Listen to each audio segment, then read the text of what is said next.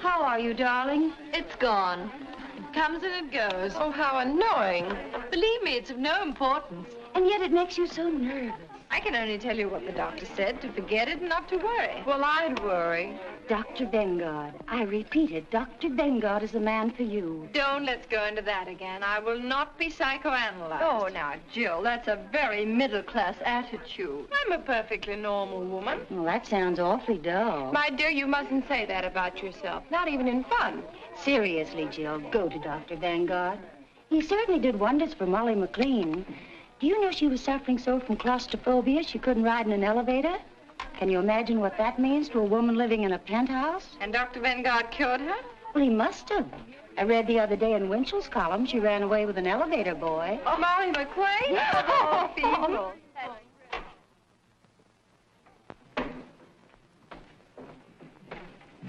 My name is Mrs. Baker. I know. Mrs. Stallings phoned me. Will you please be seated?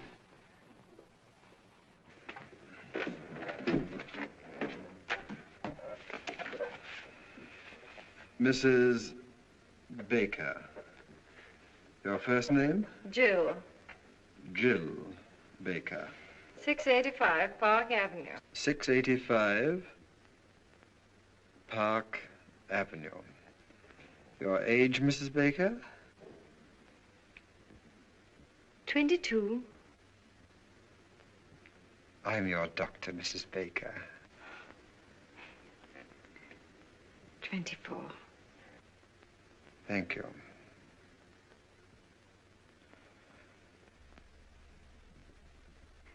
Doctor, I want to be frank with you. I'm absolutely certain there's nothing really wrong with me. I'm sure you'll feel differently when you leave this office. You see, most people know nothing about themselves. Nothing.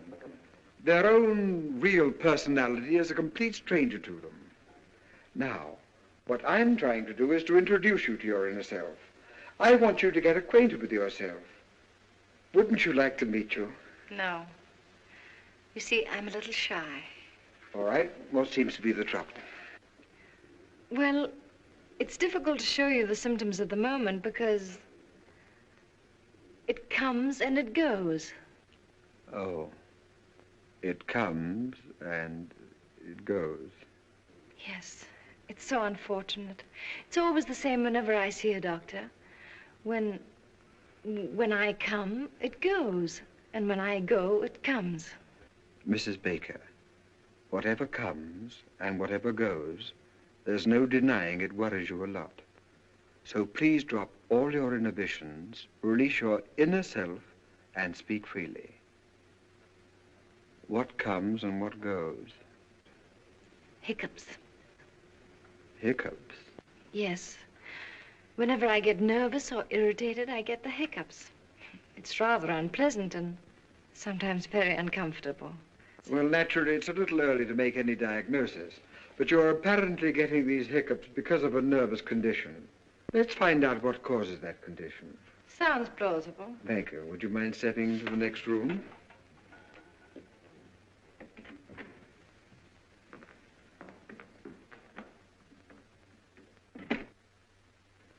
Uh-huh. Well, there's nothing unusual in your childhood. Let us examine your present life. Let us look at it through a magnifying glass. Let us examine every detail. Mrs. Baker, you're married, aren't you? Yes.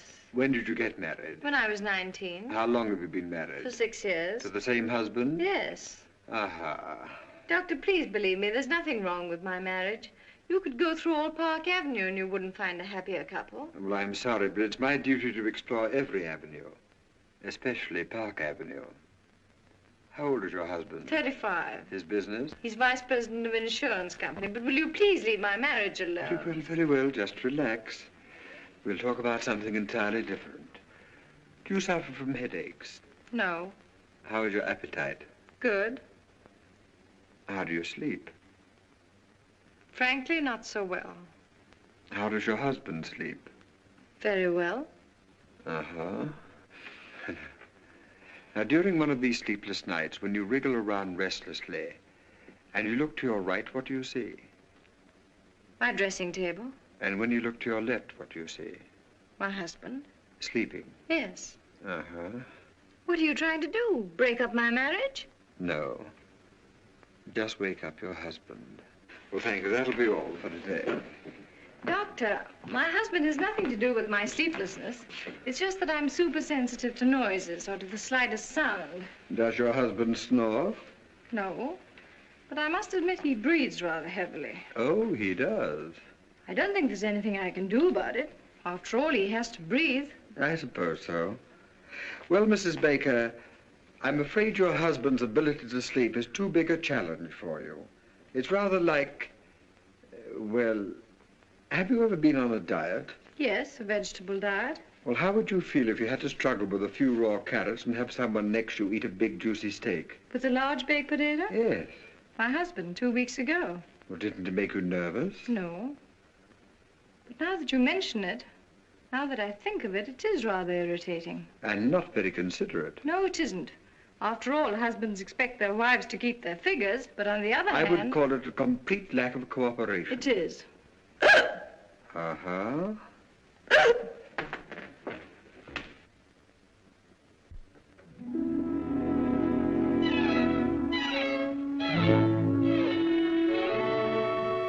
Jill, dear. Hello, Margie. Why, haven't I heard from you?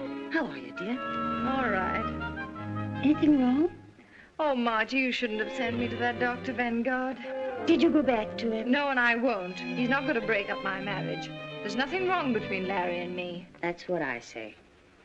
Are people talking about us? They wouldn't dare in my presence. They know you and I are close friends, and I always defend you. I know, dear. Defend me against what? Well, now, after all, town and country called you the Happy Bakers. That's kind of sticking out your chin. Well, how many of our friends have stayed married for 6 years? Why shouldn't they call us the Happy Bakers? Well, why not? Your name is Baker, isn't it? Oh, Margie. I've been perfectly miserable for the last 2 weeks. I'm so marriage conscious. Whatever I look at, whatever I think of, I always find myself connecting it with my marriage. How I hate that Vanguard. And yet, if I'm honest, I must admit... What, dear? Well, if a wife looks at her husband through a magnifying glass, she's bound to see something. Yes, I should think so. Things I was never aware of before. Things I never noticed. For instance? Well, it's just an illustration, but like the other morning. You know how difficult it is for me to fall asleep. Well, finally, when I'm lucky enough to drop off, promptly at 8:15, what do I wake up to? A gargle. A gargle. Mm-hmm. That's the bugle call of marriage. Gargle is reveille, snore is taps. And what is there between? At 9 o'clock in the morning, he goes out of my life. Oh, my dear, isn't it the truth? Oh, I don't know what's the truth anymore. I'm completely confused. I'm so uncertain. I've always heard that the ideal marriage should be something of a mystery. That your husband should remain a kind of stranger to you. Someone whose acquaintance you'd like to renew every day. You know what I mean. Yes, dear.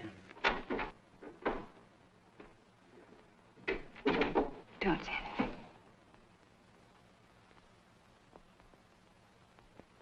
Hello. Hello, Margie. Hello, Larry. Hello, darling. Hello. How are you? Fine, and you? Okay. Have a good day?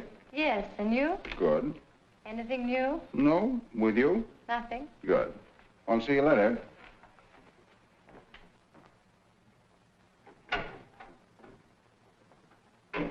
Well, what could he say? Why, of course, dear, there was nothing new, and he frankly admitted it. Jill, Yes, darling. are the Coopers coming to dinner? I don't know yet, darling. I'll let you know as soon as they phone. I wish you would, because if they're coming, I'll have to shave. All right, darling. Now, I don't want to cause any trouble, but cold facts are cold facts. If Mr. and Mrs. Cooper come, That big, awful-looking Mrs. Cooper. He shaves. And if he has dinner alone with his wife, he doesn't shave. And if anybody should shave, it's Mrs. Cooper. I spent 3.5 hours today at Elizabeth Arden's, but I don't rate a shave. My dear, that's the trouble with 95% of all marriages. Husbands don't shave. Don't men realize that a beard doesn't stop growing at 8 o'clock?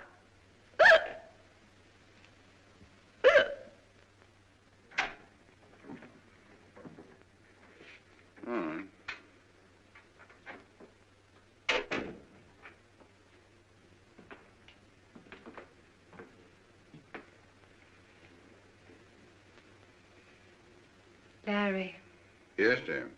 they're back. Fine. They have a good trip? Who? The Evans. Say, that reminds me. That son of a gun promised to call me as soon as he got back. I'll bet Continental's after him about his annuity. The Evans are still in Bermuda. The Hiccups are back. Huh? Oh.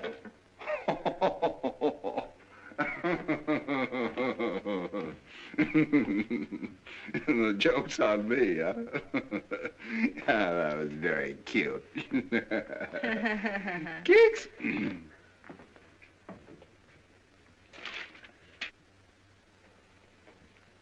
Larry, when you came in just now, you asked me if there was anything new. Oh, say, there is something new.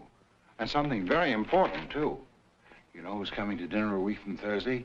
The president of Universal Mattress and the president and secretary-treasurer of United Furniture and some other high executives of both companies. Oh, good grief. Oh, I know it's going to be one of those nights, but Universal Mattress and United Furniture have merged. They're reshuffling their entire insurance account. Now, the tough man to crack is Kafka of Universal Mattress. I've done a little detective work. He's a Hungarian. As a matter of fact, they're all Hungarian. So let's give the dinner a kind of Hungarian touch, huh? Now, look, Larry. Oh, now, listen, darling. I don't expect you to behave like a gypsy, but let's hire a Hungarian cook and make him a wonderful goulash. Kafka will love it.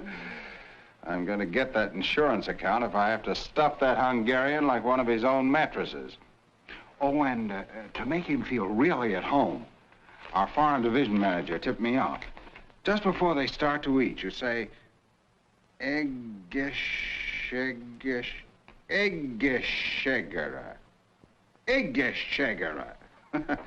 It means to your health or something like that. Eggeshegera. Mm-hmm. Oh, it's just a little thing, but you know how it is. Success in business is 50% hard work and 50% the rights of God. Egeshegara. That's great, darling. Swell. Only a little more cheerful. You know, Eggeshegara. Eggeshegara. Oh, you mean Egeshegara. Egeshegara. Yeah, that's it. That's it. That's great, darling. Thanks. Kicks?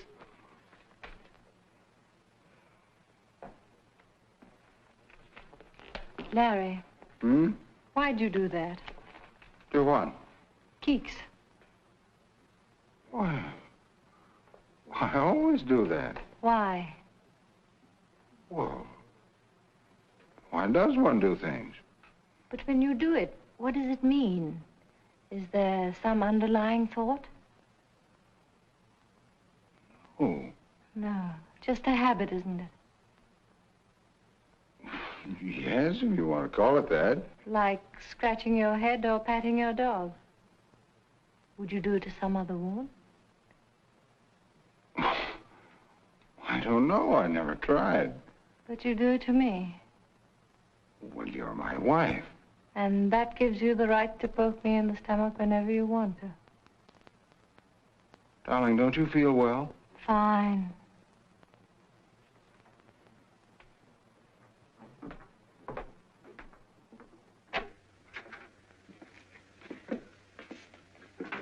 Larry, please don't keeks me anymore.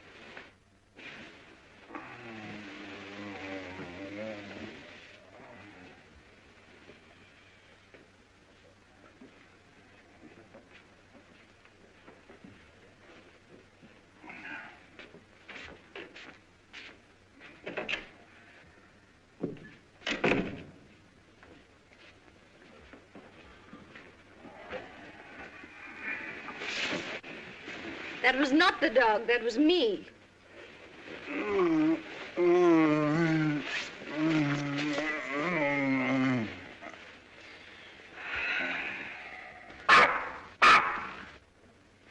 Shh.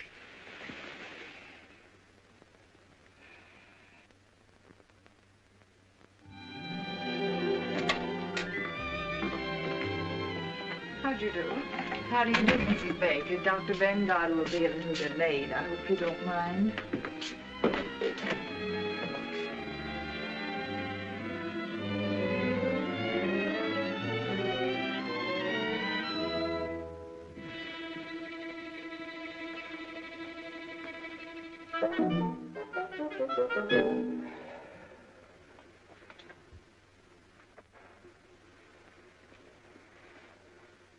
Ugly. Ugly.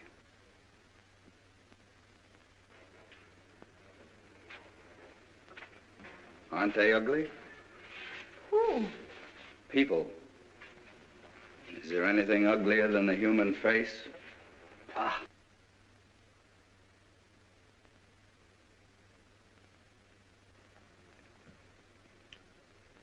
You mind if I smoke? Not at all. Smoke yourself? Yes.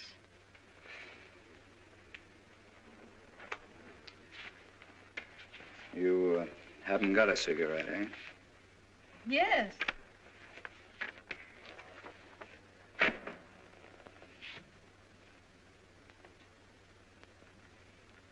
Haven't any without tips? Unfortunately not. Sorry.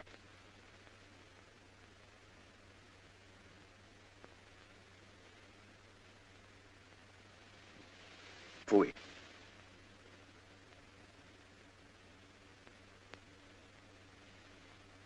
Changed my mind. I'll have a cigarette.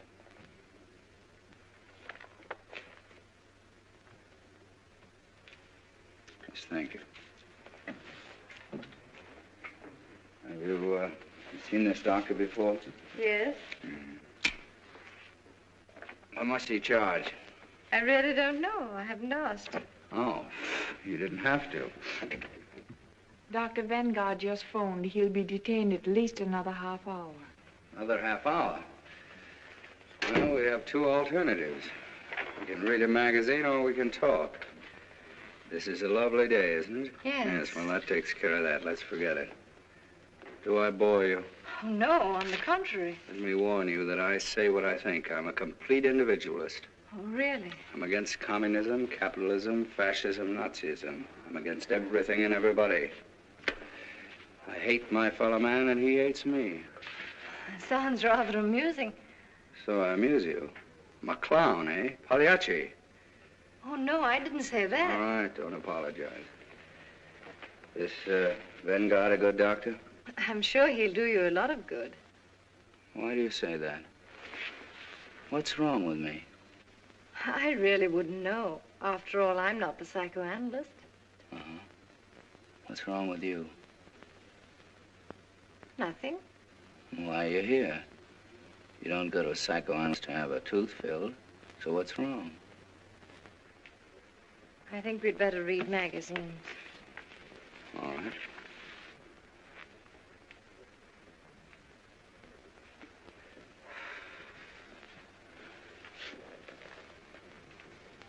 Fui.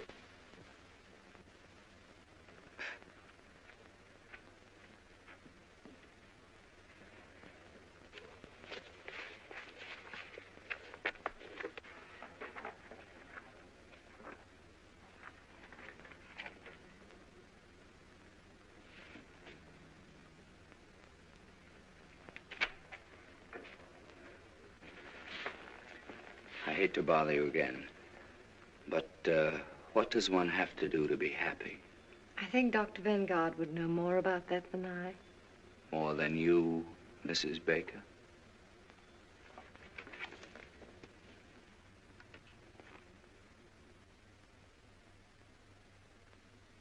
Oh, that article. You know, Mrs. Baker, this is the first time in my life I've ever met a really happy person. Seems to irritate you. No, it makes me curious. I've often wondered what it would be like to be happy 24 hours a day. Must be wonderful. One gets used to it. In the morning, you are awakened by the twitter of a little bird.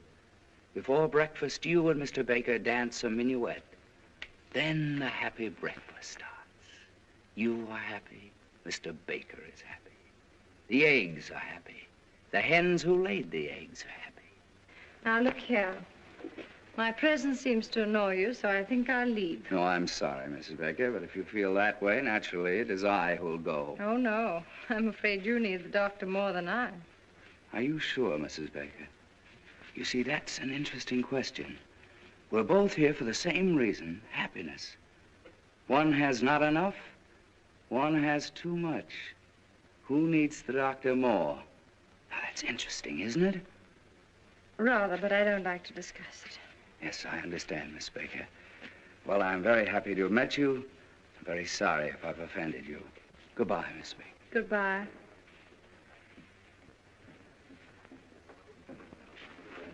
Fooey.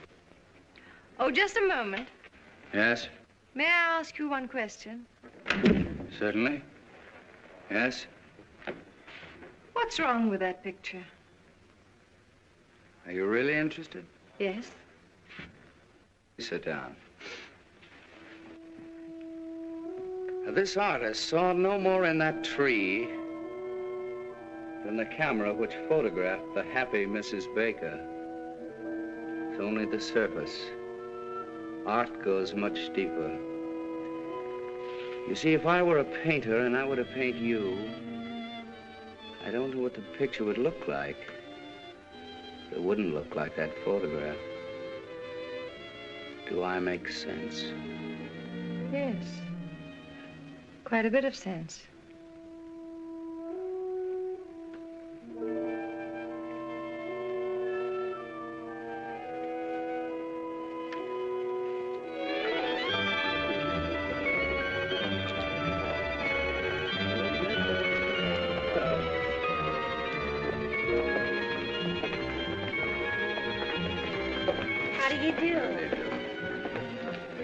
Hello, Sebastian. Hello.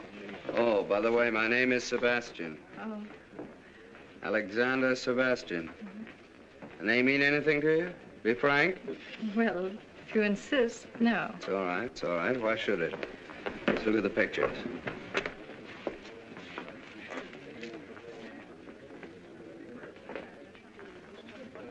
Number 15. Child with trumpet. No good. I was afraid it was. The artist hasn't found himself yet. When he does find himself, where is he? Child with trumpet. The child's all right, but he's missed very badly on the trumpet. Didn't he? That won't live. I hope not. Fui. That's almost great. Who painted it? A woman. No man could be so malicious. 26. Eleanor Stroud. Portrait of Alexander Sebastian? No use denying it. That's me. That woman didn't paint me. She performed an autopsy. She saw me. Frankly, the whole thing looks to me like a puzzle. Puzzle. That's correct. Good. I was a puzzle to her, but she was no puzzle to me. And that's her revenge. See, when I first saw that picture, I was terribly upset. I don't blame you.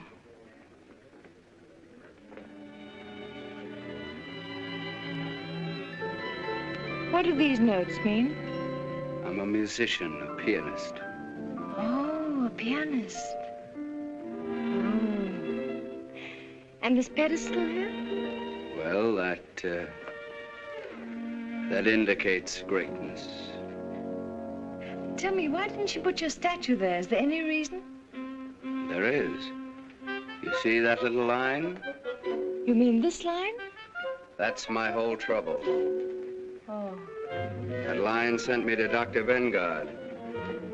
Well, you might as well know that I I'm inhibited, artistically. Let's have a drink. Oh, just a moment, just a moment. What about this clock? A clock? Yes. Oh, that never should have been there. Why?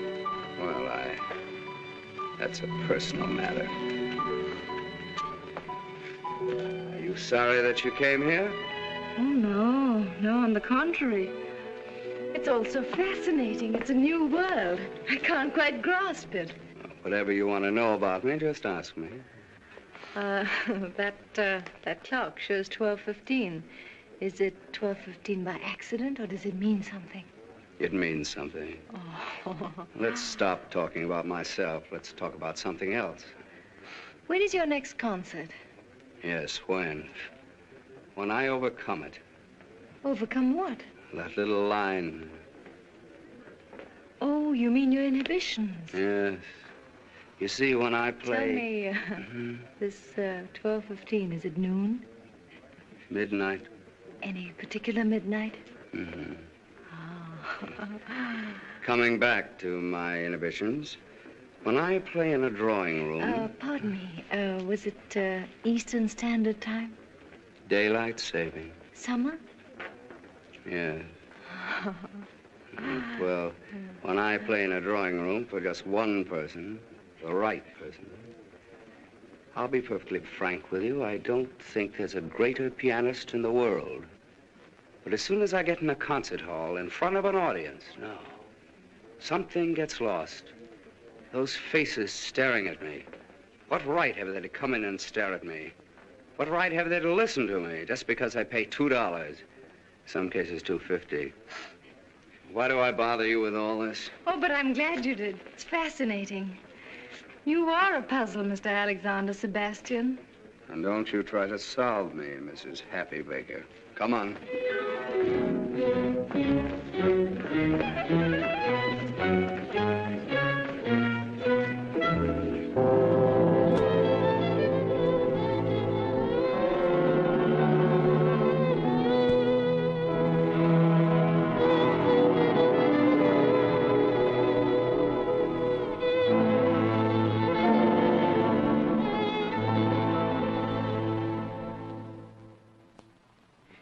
Mrs. Kopka, Mr. Yanushek,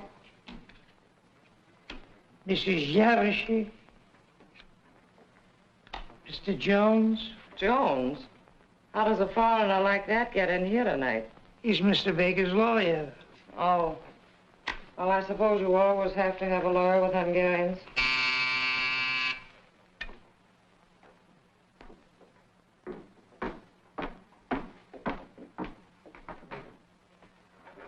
Good evening, sir. Good evening. How's the goulash coming? Fine, Mr. Baker. Did a package arrive for me? Not yet, sir.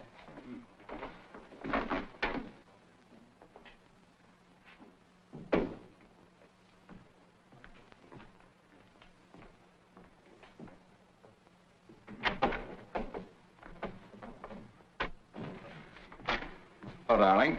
Hello, dear. Anything new? No. Have a good day? Marvelous. All set for a big night? All set? Remember your word? Eggeschegera. Eggeschegger. That's it. Good. What is it? Your package had arrived, sir. Albert didn't tell me. Oh, fine.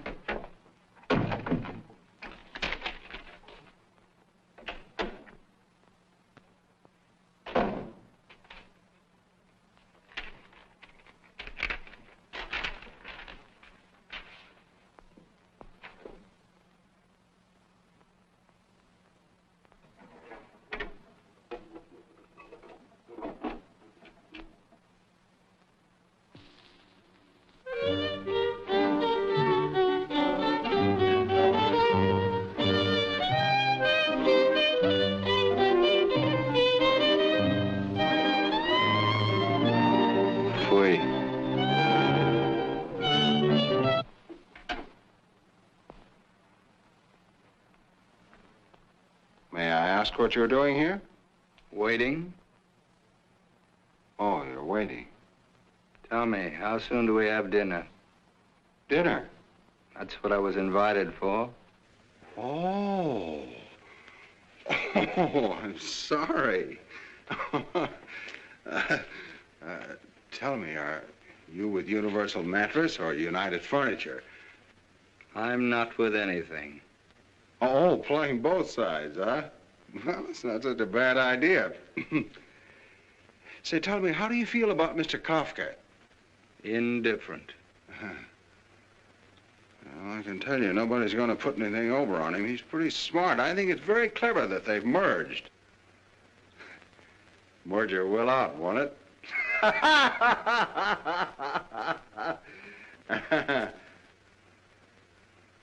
Yeah. Look, you want me to enjoy this evening, don't you? Why, yes, certainly. All right, come here. This vase insults me. It's ugly. Let's put it away. Oh, sure, of course. The customer's always right. Anything else in the room you'd like to change? Lots. Well, I think we're going to have a very enjoyable evening. I'll let you in a little secret. We've got goulash. Goulash. Yeah, goulash. Scrambled eggs for me. Well, only a suggestion.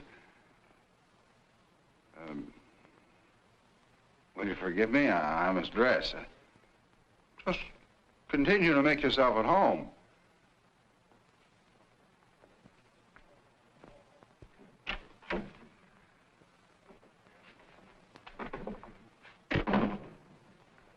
Gee, these Hungarians are certainly funny people. Have they come? One of them has. Look, dear, aren't we dressing? Why? Well, he isn't.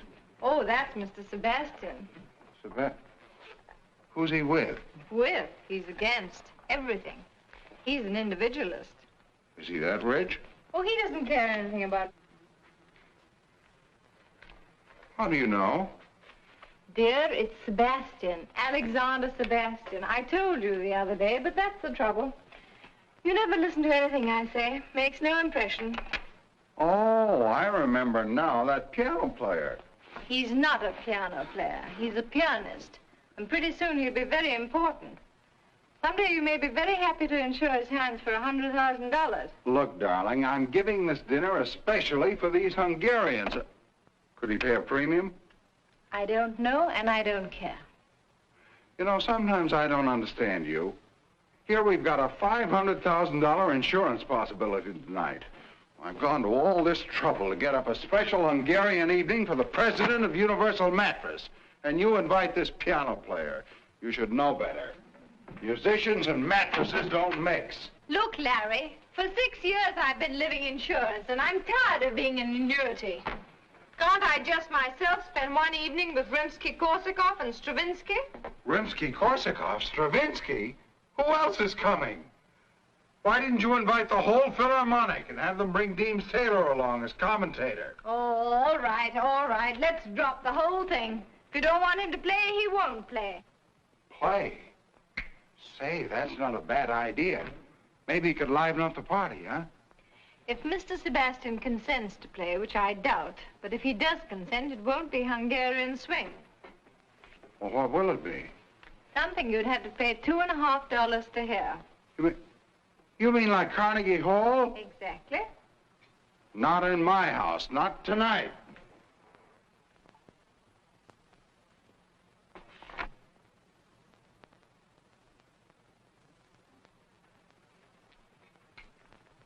What's this?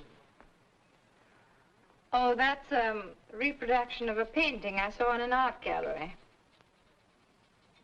Do you like that? Love it. Well, what is it? Can't you see? Now, listen, quit kidding me. What is it? It's a portrait. A portrait? Of what?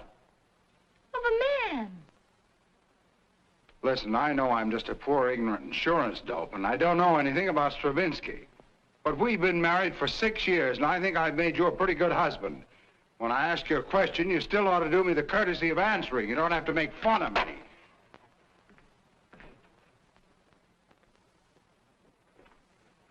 You know what this is? The Grand Canyon.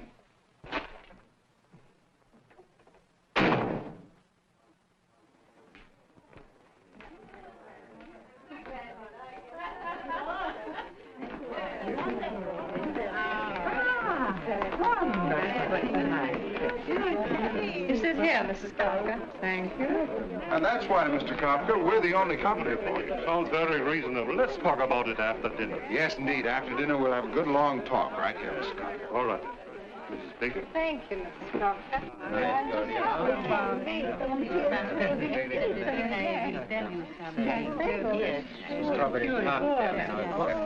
You mean not even Lohengrin? Especially not Lohengrin. I give you all of Wagner. Except one passage in Tristan that's really good, but you never hear it played right. Perhaps someday I could hear you play it as it should be played. Perhaps. I don't eat strawberries. Oh, I'm sorry. All right.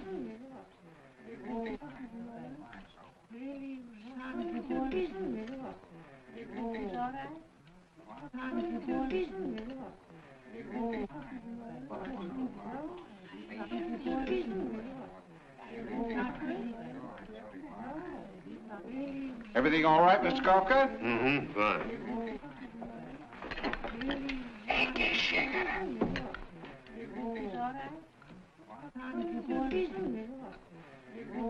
Egészségére. Egészségére. Egészségére? Milyen jól mondta ki! Hallottátok? Azt mondta, hogy egészségére.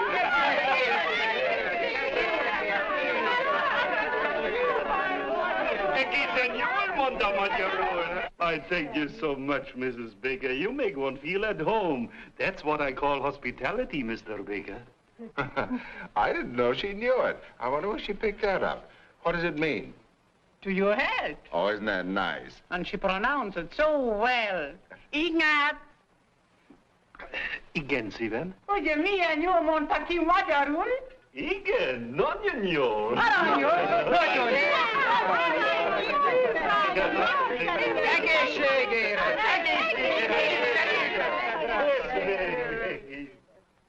Én már régen nem beszéltem magyarul.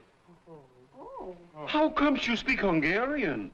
Were you born in Hungary? No, I studied music in Budapest. Budapest! Jaj, Budapest! I lived at, what's the name of the street? Andorussia. Andrassy úr! Andrássy! Hát én ott laktam az Andrássy, 54 számmal. 54? Én ismerem őket! Ott volt a kávéház. Andrássy kávéház. Minden délután ott volt az Andrássy. Annál szebb utca nincs is a világon. Minden nap ott sétál. Reggel,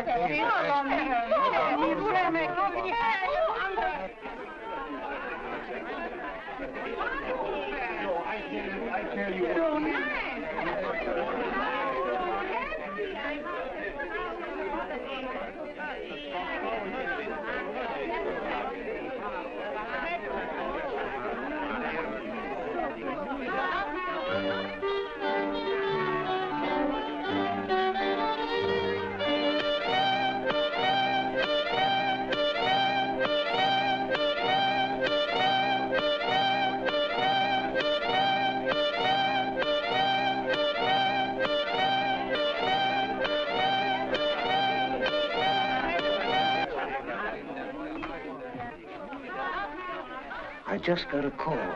Kafka's lunching with the Hudson Insurance people tomorrow. It's tonight or never. What about the legal aim? My office is working overtime drawing up the contract. All right, I'll go right after them. Well, enjoy the goulash, Mr. Kafka? Good goulash. Very good goulash. If your firm is as good as your cook, we might get together. Well, I'm glad you brought that up. Now, here are the details. Yaroshin, Laszlo, come here a minute. After all, we are partners. I want you to listen to Mr. Baker's proposition. Well, gentlemen, here it is in a nutshell. Everybody, please, I have a treat for you. Mr. Sebastian, you know, is a very well-known pianist, and he's kindly consented to play for us. So if you'll all be seated. Thank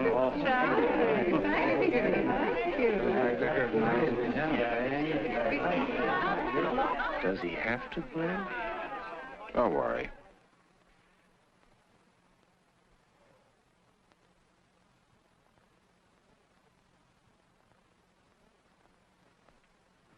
Mrs. Baker. Yes, Mr. Sebastian. Would you mind moving from here, please? Yes. Go on, show you,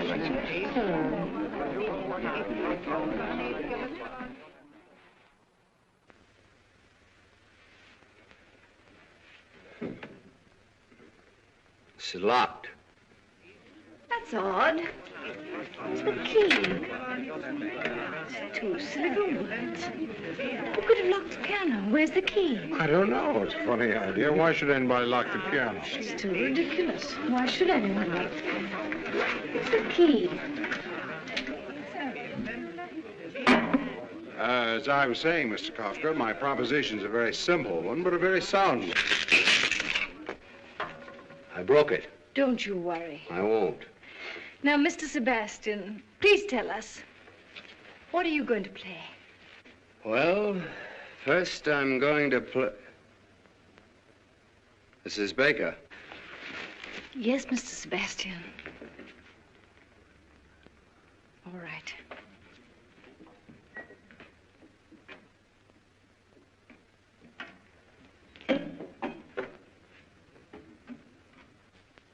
I shall begin with a Sonata Pathétique by Beethoven, a sonata in 3 movements. And afterwards, if I feel like it, I shall play Hoff's 11 variations on the second theme of the first movement, followed by my own variation on Hoff's 11 variations on the second theme of the first movement.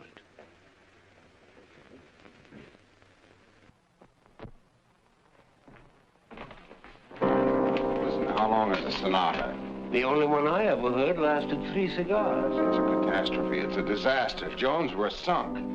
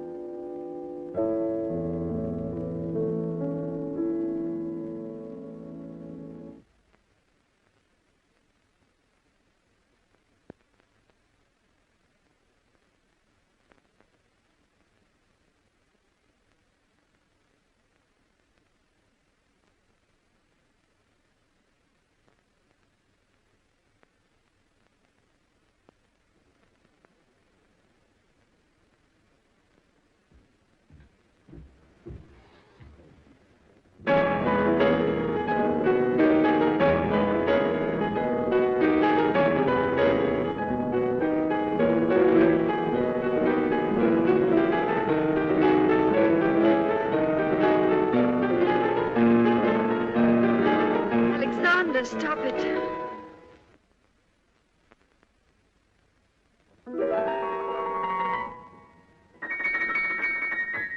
Please don't.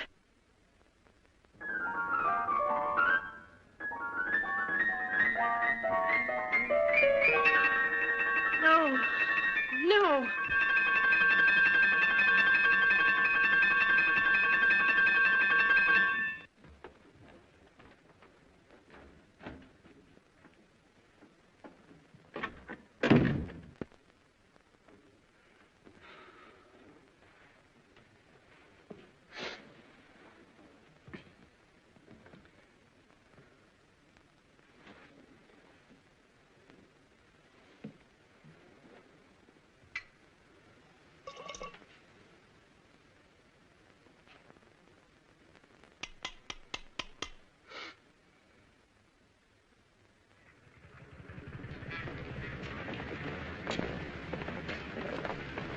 know, Jones, I'm glad you got that clause in the contract. It saved our necks. Another...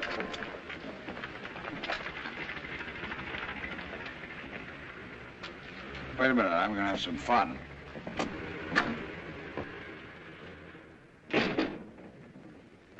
How do you do? How do you do, sir? About that picture in the window. It's very good, don't you think? No fooling. What is it? It's a portrait of a man. Oh. Well, certainly. What else could it be? Excuse me, sir, not everybody understands modern art. Well, thanks. If you're interested, it's only $500. $500? Must be quite a man. Well, it's not the man. He happens to be rather an obscure musician. Musician? What kind of a musician? A pianist, I think. Is it by any chance Alexander Sebastian? Well, that's who it is. You recognized him. He seems to be a friend of yours. Wouldn't it be amusing to have him in your home permanently? Not very amusing.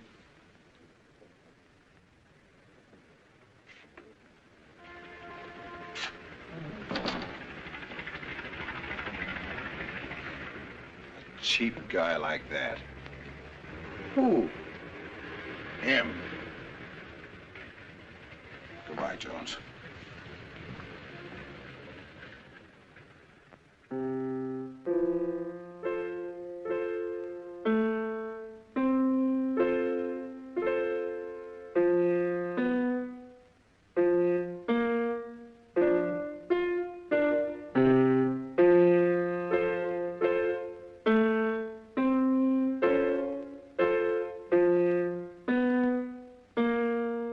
Hello, darling. Hello. Isn't this a nice surprise for you? Yes, very nice. Mary Farmer. What's he so merry about?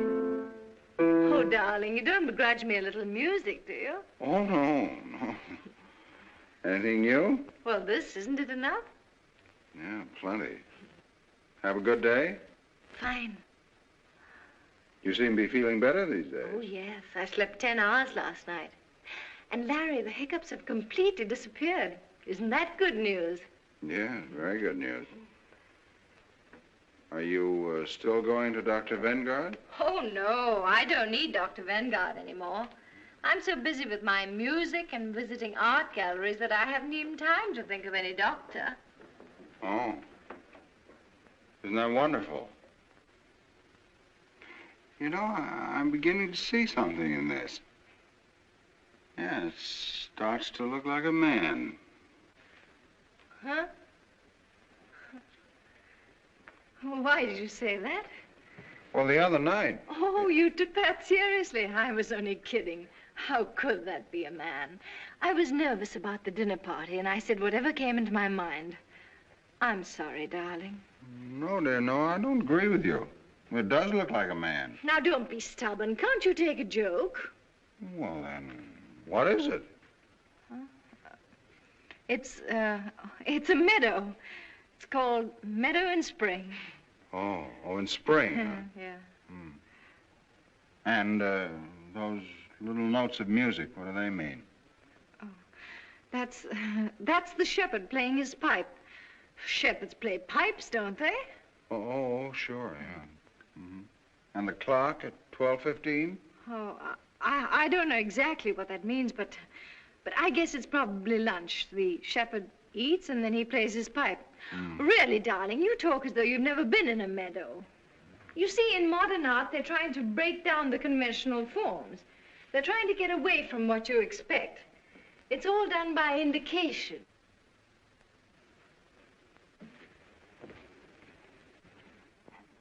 What are you doing? Oh, just putting a mustache on the shepherd.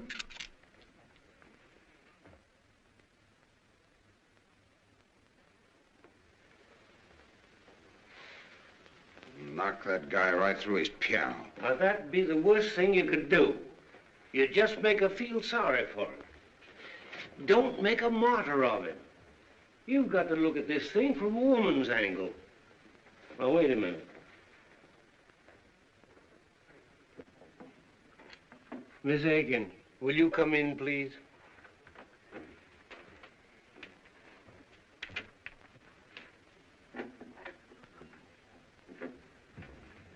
Miss Higgins, we want a woman's point of view on a certain situation. Now, Mr. Baker has a friend, and he's in trouble. Who, Mr. Baker? No, the friend. Oh, Mr. Baker. Shh. Now, Mr. Baker has nothing whatever to do with it. Let's call the friend Mr. Brown. Now, Mr. Brown has a wife. Mrs. Brown. Exactly. Mr. and Mrs. Brown have been married for, how long? Well, say 6 years. Yeah. They live in Toledo. 6 years in Toledo. That's bad. All right, then, let's say New York. Now, Mr. Brown is worried about his marriage. Things are not going along as well as they used to. What kind of a man is this Mr. Brown? Very nice. Wouldn't you say so? Yes, very nice. Is he attractive? Very attractive. Don't you think so? Yes. And yet she's complaining. Well, she's drifting away from him. Yes, and he wants to get things back on the old basis. Who doesn't? Yes. Now, Miss Higgins, as a woman, I'm asking you, what is the right approach? Well, I should say a mink coat would do the trick. She has a mink coat. Then what's she complaining about? Thank you, Miss Higgins. That's all. Well, gentlemen, you wanted to get a woman's point of view. Just a moment. Now, look here. Mrs. Brown is interested in another man. Oh, does Mr. Brown know? Yes. Has he any proof? Too much. Has he any witnesses? No. Then he's sunk. Thank you, Miss Aiken. Well, I'm sorry, Mr. Baker, but if there aren't any witnesses, she's going to deny it, if you want the woman's angle. Miss Higgins, we're thoroughly satisfied. Well, I'm afraid I'm not the right person to give you any advice. I probably have too much sympathy for Mr. Brown and not enough patience with Mrs. Brown. We get cases like that every day. The wife is bored, marriage is just a habit, but on the other hand, she accepts everything her husband gives her. I think she ought to be kicked out. Do I sound old-fashioned? We'll let you know, Miss Aikens. Well, anyway, I think Mr. Brown is a pretty swell guy. I've always thought so. Some woman. Yeah. She certainly had a couple of interesting angles. I didn't notice them. Good. Now, Larry, you still love your wife, don't you? Yeah. Well, where are you going from here? I have a dinner appointment with old C.K. Higgins at his club. How can I sell insurance with this in my mind? It's a big deal, too. Now, listen. Forget Higgins. Forget insurance. Go home. There's only one thing you have to sell. Yourself. The most important client you ever had in your life is waiting for you. And her name is Mrs. Baker. Now, you're the best salesman in the business. There's nothing wrong with your marriage. You just have to resell it once in a while. Not so easy. Well, who said it was? Was it easy to sell hail insurance in Southern California? Just find the right slant. A new one. Selling marriage with a new slant, huh? Yeah, a new slant. Yeah, that's not a bad idea. But what is that new slant? That's what I'd like to know. What is it? What is it? What is it? Selling marriage with a new slant.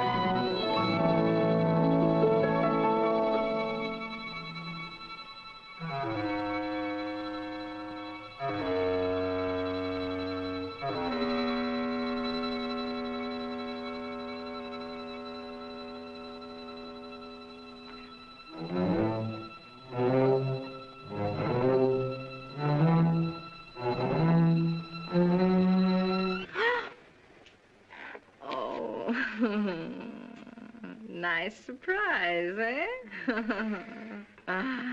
Hello, my genius. Who are you going to be this evening? Come, tell your little cadenza.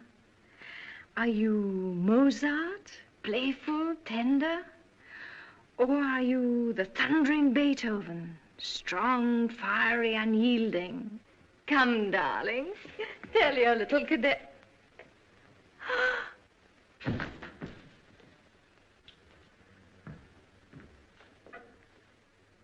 Da, guess who is here? Guess who is here? Guess who is here? It is Wotan, the god of gods, coming down to earth. Anything serious? No, she just fainted. Oh, well, women are always fainting. Any particular reason? No. She just thought I was a genius. Then she found out I wasn't, and it was too much for her. Please make yourself at home. I'll be right back. I want to get some smelling salts.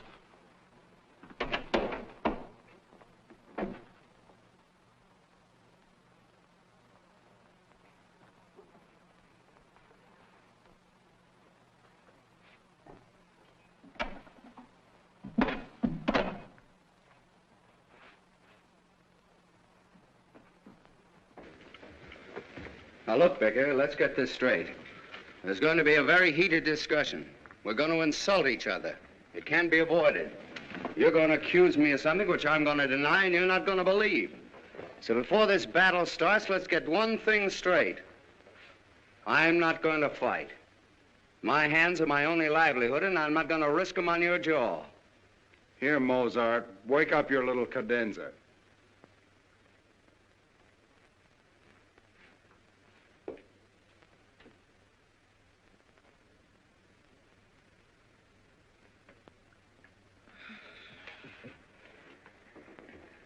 What's happened? Well, You! What? It's very funny. You know what I thought? Look, I think I...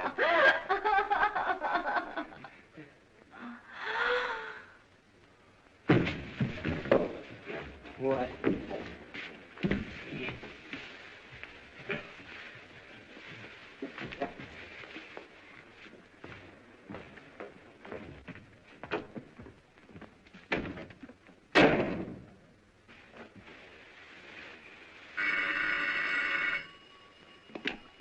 Hello? Hello, Jones. I'm still selling. You were right. It needed an entirely new slant. I think I've got a new one.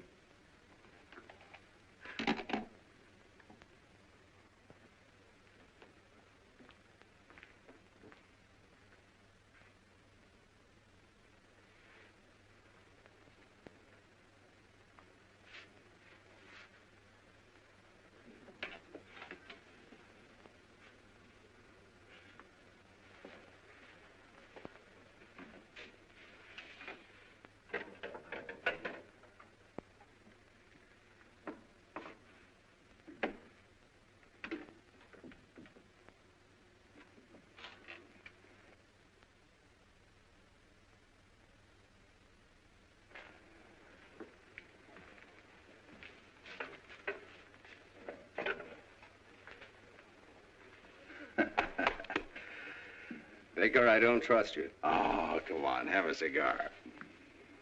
Either you have something in the back of your mind or that cigar stinks. No. That's the same cigar I give my customers. How old are you, Sebastian? Not as old as you? Oh, right in the prime of life, huh? You in good health? Good enough. Even better after I've had dinner. But I'm not going to fight. No. I don't want to fight. But you might run into a husband sometime who hasn't my respect for great music. Where would you be then? Come on, Sebastian. I'm going to do something for you whether you like it or not. I'm going to insure your hands. That'll give you complete freedom of action. It'll give me 5%. And we'll both be happy. I'm not going to fight. No, I know. I understand. You're an isolationist. Isolate yourself over there. You know, the best part of this whole thing is that we... Sit down. We can write this hand insurance as a subclause to your life insurance. Life insurance? What do I want with life insurance? Haven't you any dependents, any relatives? Relatives? Fui. I'll tell you. You can leave it to my wife. She can buy herself a beautiful brooch in the shape of a piano with little diamond keys. And then every time she pins it on, she'll think of poor dear Sebastian. Believe me, if anybody should insure his life, it's you. And right now.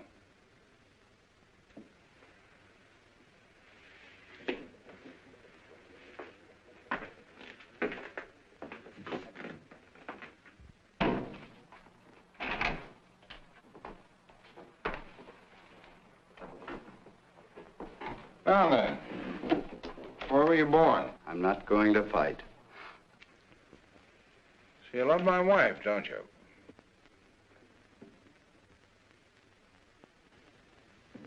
Love your wife, Baker? Oh, so that's what you've been driving at. Oh, now I understand the whole thing. Oh, really, Baker, you should be a little ashamed of yourself.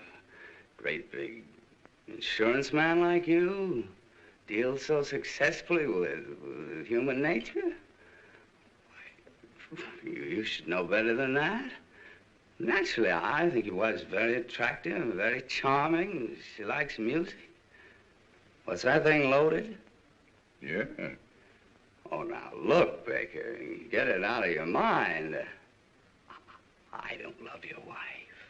Well, it's going to be a great day in the musical heaven.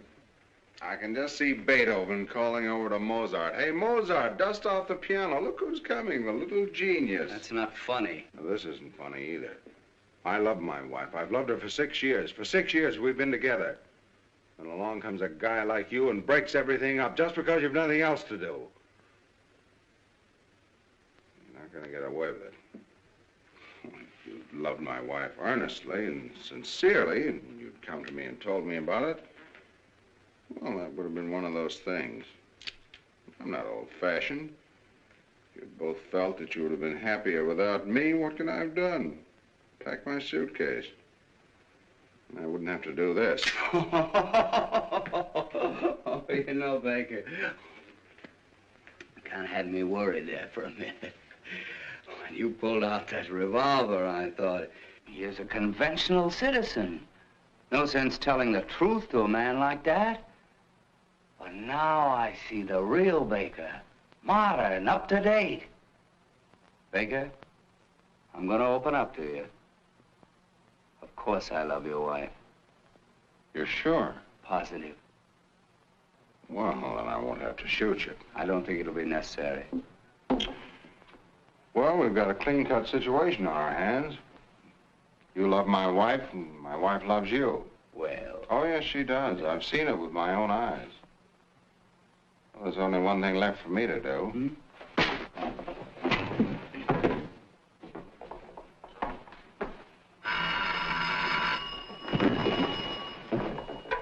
Hello? Oh, hello, Jonesy. I'm still selling.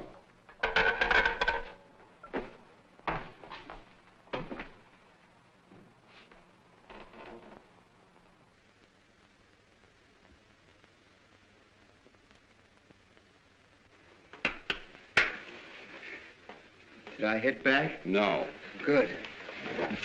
Shouldn't have done that, Baker. I know, and I'm sorry. Shouldn't have done it. I slipped back into the old-fashioned Baker. I probably won't do it again. I'm not going to fight. Hello. This is Lawrence Baker. I want to reserve a room for tonight. I'll be right over. Thanks.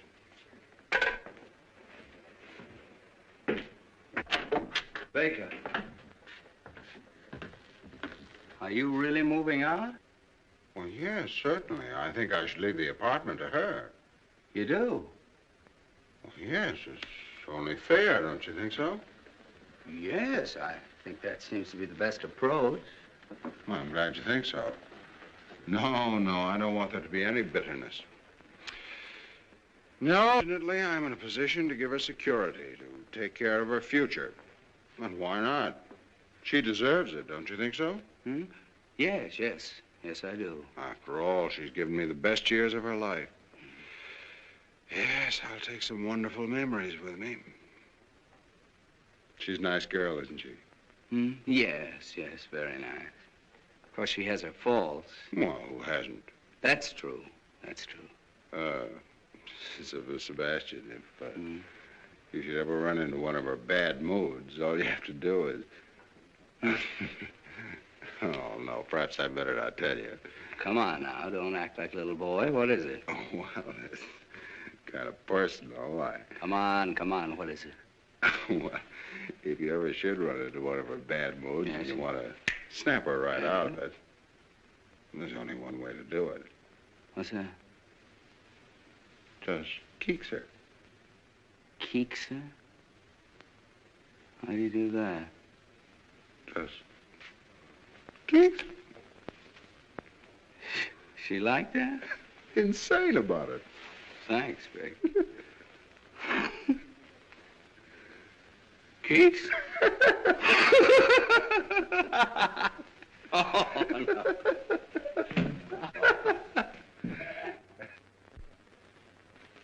Now, about the cause for divorce. According to New York state law, one of the parties must have a correspondent. Oh, there must be some less embarrassing way. Not in New York. Well, you don't have to do it. I'll get the correspondent. Oh, no. I wouldn't like to put you in that position. Oh, that's all right. But why should you take the blame? Oh, it's okay. It's quick and painless. Very white of you, Baker. Thanks, Sebastian. That leaves the property settlement. The following agreement has been reached between Lawrence Baker, hereinafter referred to as a party of the first part, and Jill Baker, hereinafter referred to as the party of the second part. It is understood that the party of the first part transfers title to the apartment at 685 Park Avenue to the party of the second part. Well, what about the furnishings? Yes, what about them? Well, I didn't understand that you Oh, were... yes. I want everything transferred to the party of the second part. Can't we take that up later? No, let's get everything settled now. You're entitled to it. Oh, now look. Now, he's only trying to be fair. You're too generous. No, just fair. That's all. Well, if there's anything you want... Oh, I don't need anything. What would I do with it? But Larry... He lives in a hotel. Where would he put it? He'd only have to pay storage. That's right. Well, I'd better change this.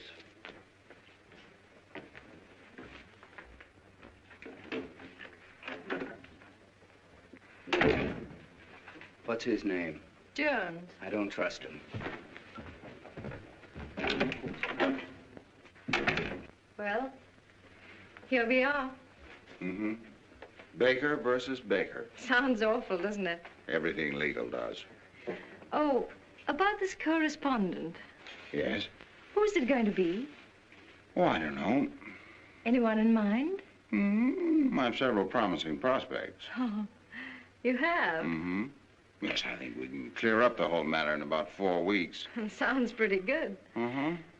Tell me, it isn't Mary Logan. Mary Logan is a correspondent? Oh, I think I can do better than that. After everything's straightened out, I think I'll take a trip to South America. Is it one of my friends? No, you know I never cared very much for your friends. Someone I know? Darling, this is a divorce, not 20 questions. Oh, I'm just curious. Oh, don't worry. You can rely on me. I won't disgrace the family name. Larry, do you really want this divorce? Well, absolutely, don't you? Well... Well, don't tell me you don't want it. That'd be a great disappointment. After all, you're seriously in love with Sebastian. Otherwise, you wouldn't have... Well, we wouldn't be here. You're too fine a person, Jill, to have done all this just to fill out your day. I've always believed that you're sincere. I still do. I'd like to take that memory with me. I'm sorry if I hurt you. You couldn't help it. Don't worry, there'll be no bitterness. Funny, isn't it? For 6 years you were my husband. And now you're the party of the first part. I used to be your Jill. And now I'm hereinafter referred to, and that's all.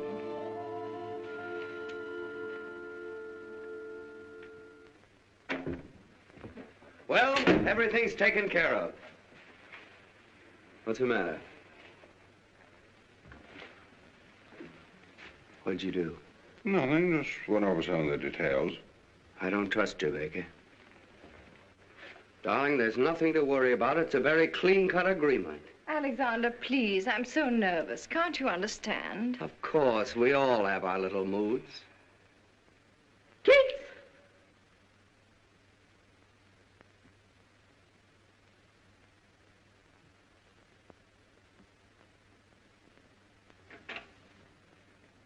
Now let's read this again.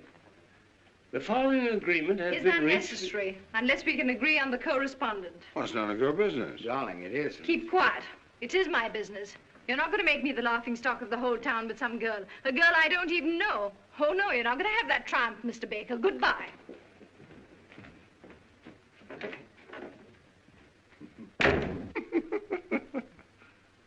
Keeks? Don't do that, Baker. Jill! Jill! Jill! And that, my dear Mr. Jones, is what is known as protecting your original investment. Let's get a drink. I think you softened her. Softened her, destroyed her. She's going to come back and eat out of my hand. And what I'm going to do to Mrs. Jill Baker, hereinafter referred to as Jill Lamb Baker. If you want to buy a good piano cheap, Jones, you can have it. No. Oh, am I going to be difficult? I'm going to be the mad dog of 685 Park Avenue. Heil Baker. Mr. Jones, Yes, Mrs. Baker. about this correspondent, what does the law require? Well, she... No, in case I have the correspondent. Oh, well, you have to be found alone with him in your apartment, and he with his coat off. I see. Alexander, Yes, darling. are you willing to take your coat off for me? Anything you say, darling. Oh, no. No, no. Oh, yes, You mean you really want to do that? I do. You want to compromise me with that guy? Ah, you seem to forget, Baker, that she's in love with that guy. Keats! You brute! Alexander! Alexander! Alexander! Snoogey! Snoogey? Calling that Snoogey? Come on, darling. There you are. You'll be all right. Sit down here. For 6 years, I've been married to a brute, and I didn't know it. A divorce, yes, that's the only solution. All right. Why don't you go to Reno? Yes, Reno. I don't want to go west. Oh, darling, how are you? Unshaken. Would you establish residence in Pennsylvania? Pennsylvania, that's around Philadelphia, isn't it? In the neighborhood, yes. Well, that's not bad. They've got a good orchestra. It'd be easy to communicate with New York. Very well. Shall we say Pennsylvania? All right, Pennsylvania, China, anywhere. Only let's get it over with. Okay, let's look up Pennsylvania. Pennsylvania, There. That's... Snoogey. You're going to get your divorce if it's the last thing I do. Section 10. Innocent spouse may get divorce provided the other spouse shall have, by cruel and barbarous treatment, rendered life intolerable and burdensome to said innocent spouse. Sounds promising. Shouldn't be difficult for you to be barbarous. No, my innocent spouse. What do I have to do? Well, let's call in a witness. Let's say my secretary. And first, you two start a quarrel. With pleasure.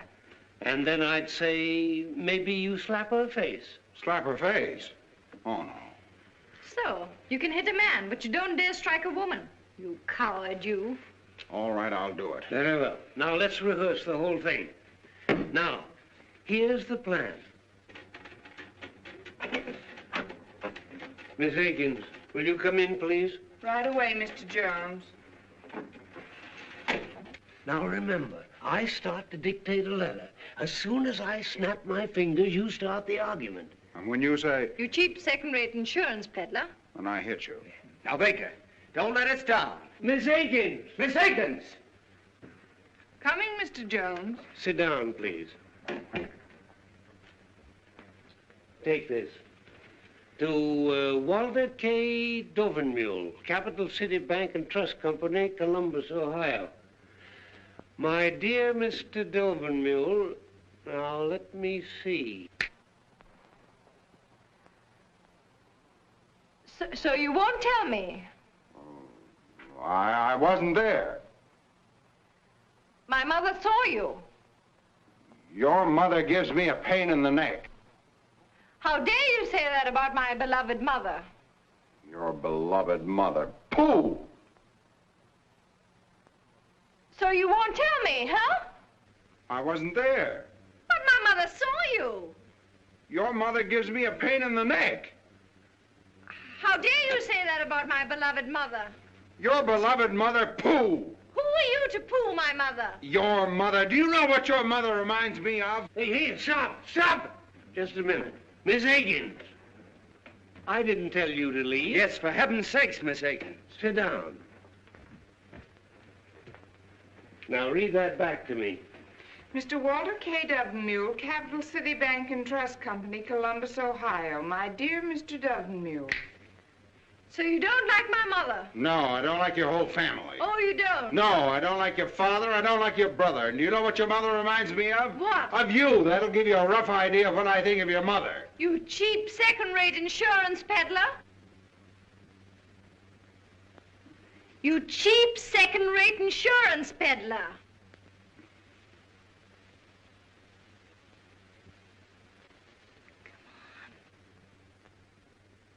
What she called you, cheap, second-rate insurance peddler. Yes.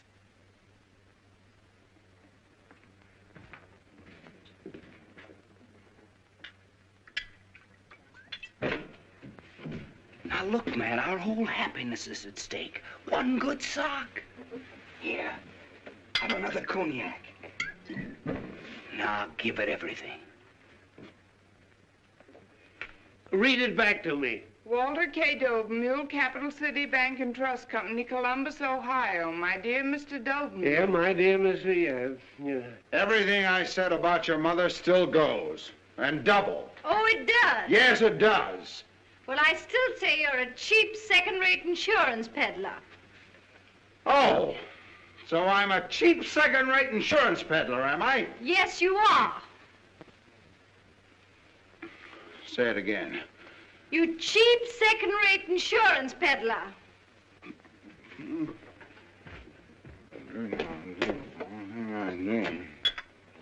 Fui.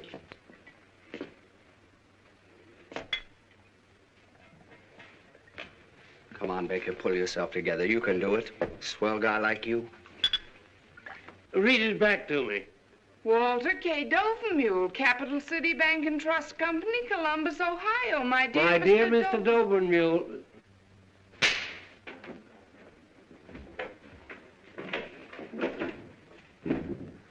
Did you see that, Miss Higgins? A husband slapping his wife? Yes, did you see it? Mrs. Baker, I am very sorry this happened in my office. So am I. Imagine that, a husband hitting his wife. He had to get drunk to do it. Goodbye, Mr. Jones. Goodbye, Mrs. Baker.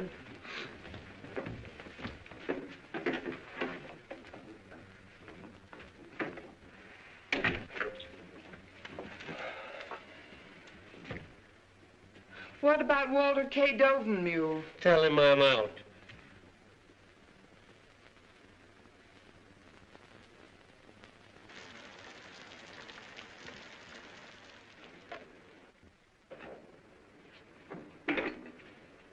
Thank you, sir.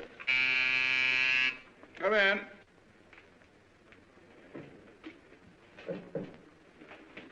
Hello, Albert. Good morning, sir. I hope you'll forgive me for disturbing you on Sunday. It's all right, Albert. Have a late night, sir? Yes, I've had a series of late nights. I guess I'm not as young as I used to be. Oh, I think you look very fit, sir. Oh, thanks, Albert. How's everything going? Well, not so well, sir. I came to ask if in your future plans you'd have any use for me. Have you left Miss Baker? Yes, sir. I had to, on account of that musical gentleman. Oh. In fact, we all left except Emma. But then she fortunately is quite deaf. How is Miss Baker? As charming as ever, sir. Happy, I suppose. If you'll pardon me for saying so, I think she shows great courage.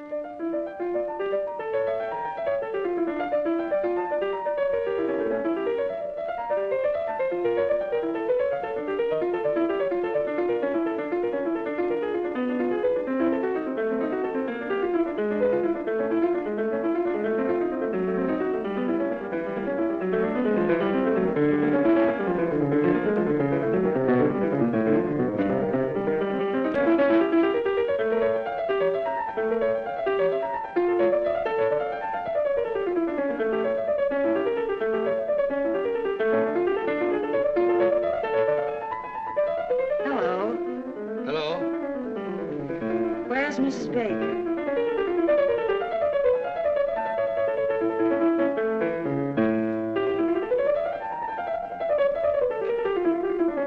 Jill, dear. Margie, darling. Oh, I got such a thrill when you called me. Why shouldn't I, old friends like us? Sit down, Margie. How are you, Jill? Oh, I'm fine. I hear you're going to Philadelphia. Oh, did you meet Alexander? Yes, but I didn't want to bother him. He's practicing for his new concert. I understand. Does it disturb you? No. I love music. Yes, I'm going to Philadelphia. And you're happy? Oh, yes, very. Of course, I'm still a little bewildered. It's all so new. I guess it's all very exciting. Oh, yes, very exciting. Being transferred from the business world into the world of art. Nothing but Bach and Tchaikovsky. That's Bach he's practicing. Yeah. You sure it doesn't disturb you? Oh, no. I love it. You don't have to be ashamed.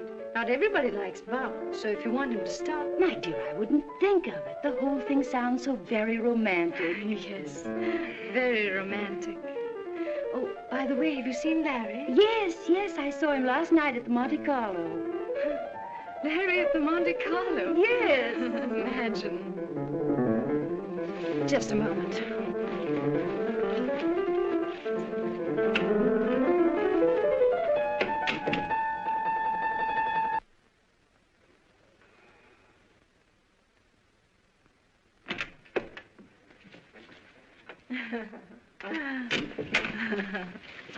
Please forgive me. Of course. Well, now, what were we talking about?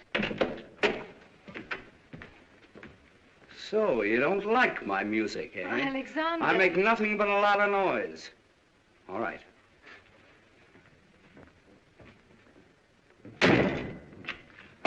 Fui.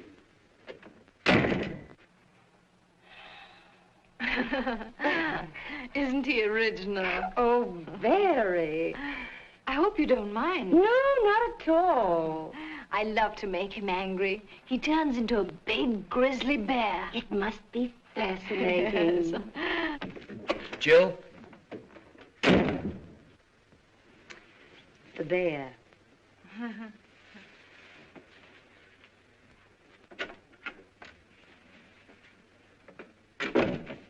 What is it? Jill, there'll be no more music here today. Oh, no? No, and don't coax me. And don't shush me. As a matter of fact, there'll be no more Sebastian here today. At least not for lunch. And dinner is very uncertain. Well, if that's the way you feel about it. It is. Jill, I can be very impossible. Goodbye.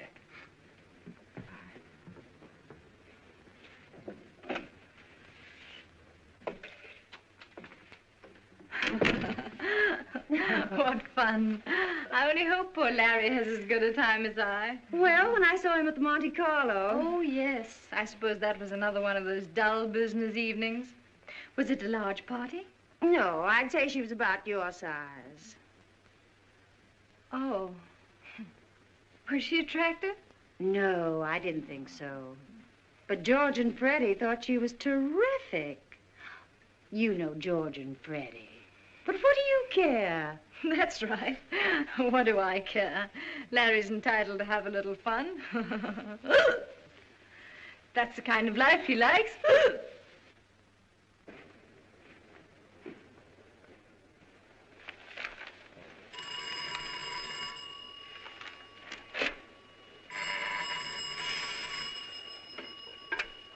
Hello?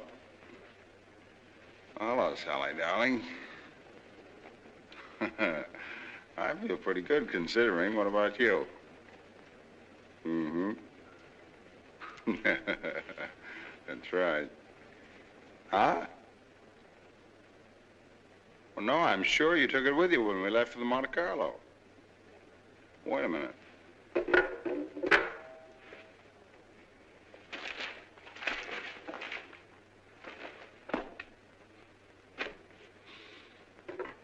Hello? Yes, it is. All right. Goodbye.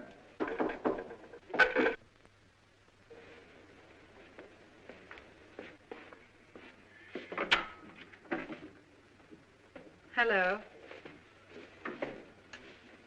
Oh, Are you going to throw me out? Jill, you shouldn't come up here. It's rather embarrassing. Well, I was just passing by. But after all, if Sebastian finds out... Oh, don't worry about that. But I do. A girl engaged to be married, coming to a bachelor's apartment, and unannounced. Just a moment.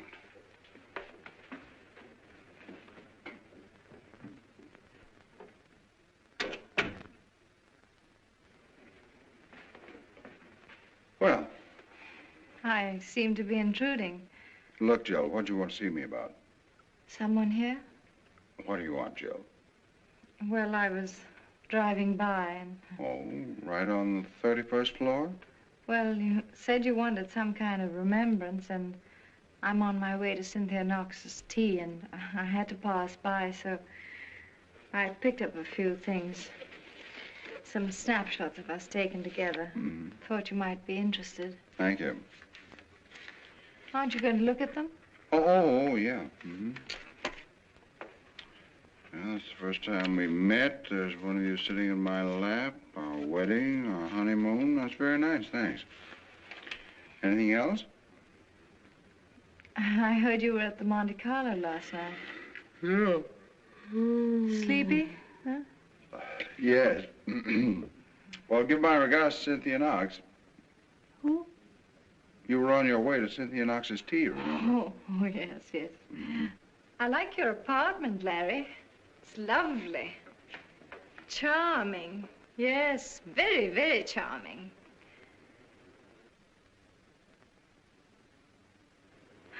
In such good taste. Pretty. So cozy. Lovely curtains. And such a beautiful view. Yes, such a beautiful view. I'm sorry. That was rather foolish. Please forgive me. Oh, Larry, I did make quite a mess of things. Oh, everything turns out for the best. You can't mean that, Larry. I can and I do. Larry, please don't make me go to Philadelphia. Please don't. Oh, Madam has changed her mind. She gets a little tired of marriage and she walks out just like that. What does she care if she makes a fool of her husband or how much she hurts him? Then she gets a little tired of piano music and she comes back and says, oh, it was just a little whim of mine, so please trot back to the old homestead. You break up a whole life and then think you can put it back together again in one afternoon. Oh, no, it's not that easy. I didn't expect it to be easy. To tell you what I think of you will take more than just one afternoon. How about dinner? Dinner? Couldn't we just have dinner together tonight? I'm sorry, I'm engaged for dinner. Oh, that girl. Yes, that girl. I don't like your tone. I'm sorry. First you try to mess up my life, now you want to spoil that girl's Sunday. Sally doesn't get every day off, you know. Sally works hard. Oh, she does. Now, what's wrong with that? Nothing. She doesn't have everything dumped in her lap like you. She hasn't time to go to crazy art galleries, play around with second-rate musicians, or go to psychoanalysts. She hasn't a husband to pay for her complexes. Sally's a mighty fine girl, much finer than your Mr. Sebastian. She doesn't wear your shirts either. Did he take? Oh, skip it. Here, you promise to love, honor, and obey. And here, that's the first time we met. That's an awful picture of me. But you were a fine girl. I didn't bore you with my insurance then. You listened to everything. You wanted to know everything about me and my work. You wanted to help. Oh, Larry. And here, I remember everything you said to me. I'd love to say it again, Larry, if you'd only give me the chance. Just to forget it again. No, Larry, never again. I swear. There's no use pretending. I'm defeated.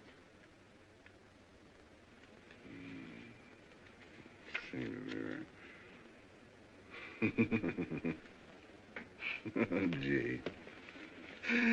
I'll always remember that tree in front of our hotel window. And that funny old Italian waiter?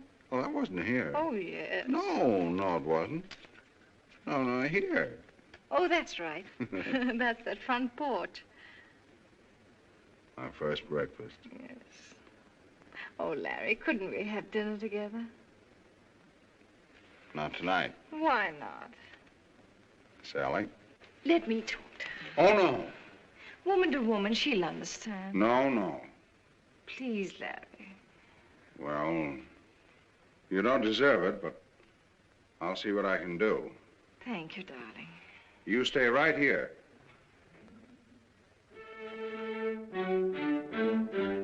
It's going to be very tough.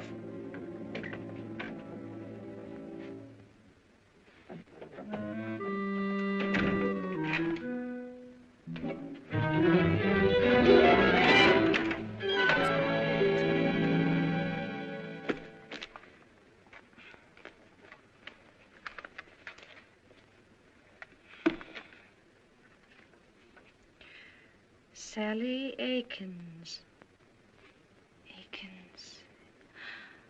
That girl.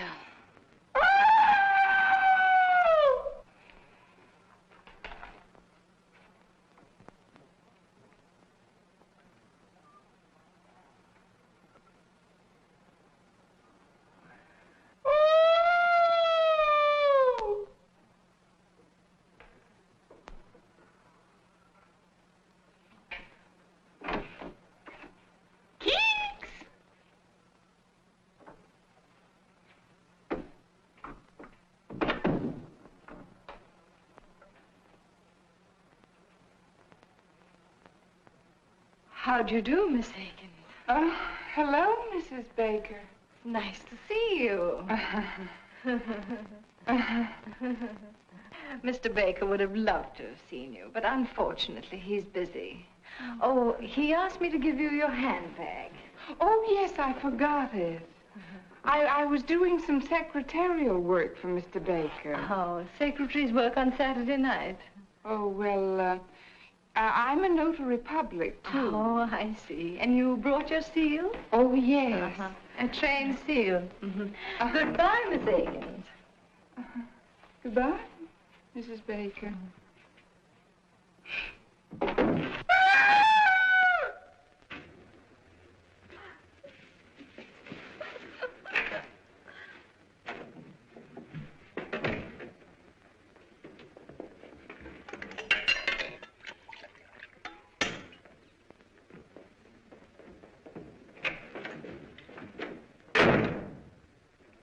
Sweet.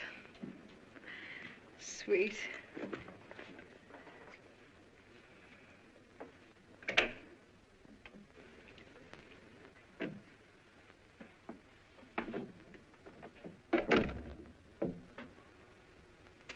Looks hopeless. Oh. Yeah, it's much more serious than I thought. That girl's really in love with me. She adores me. I don't blame her. She says she can't live without me. And I believe her. And I, too. It's understandable. You're very wonderful. Oh. Oh, yes, you are. How about dinner? But you know I can't. How about after dinner? Do you want a suicide in your conscience? Oh, no, not that. Well, there you are. You're right. It's hopeless. It's too bad, Joe. Everything could have been so marvelous. Yes. There's no reason we couldn't really have been happy. Yes, but it's too late now. Yeah. It looks like the end. Goodbye, Larry, and good luck. Good luck.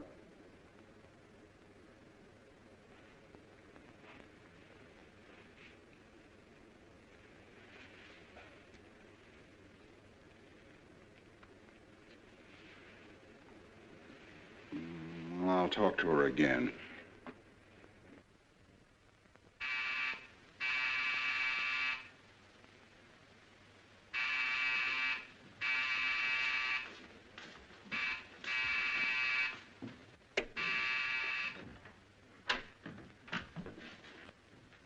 Mrs. Baker home? Yes, but... Never mind.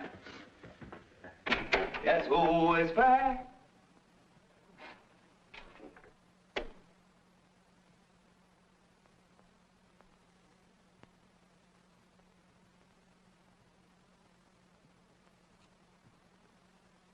It's Bolton, the god of gods, coming back to Earth.